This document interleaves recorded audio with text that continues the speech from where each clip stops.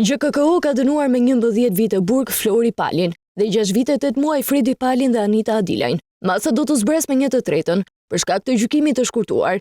Në deklaratë thuhet se ata janë akuzuar për përfshirje në një grup të strukturuar kriminal me aktivitet në Shqipëri dhe Norvegji. Trupa ka vendosur dhe konfiskimin e 2 makinave, një tokë për i rreth 2 dylym në Shëngjin dhe 2 apartamente, 93 dhe 29 metra katror, të ndodhura pranë kopshtit zoologjik në Tiranë. Nga hetimet, së bashku me norvegjezët, është arritur të zbulohen dhe lëvizjet e parave nga viti 2018 dhe 2019. Për ta shfaktuar dhe trafikimi i 4 kg kokain dhe 10 kg marijuana, Flori Pali konsiderohej si kreu i grupit, ndërsa vëllai i tij menaxhonte parat që vinin në Shqipëri.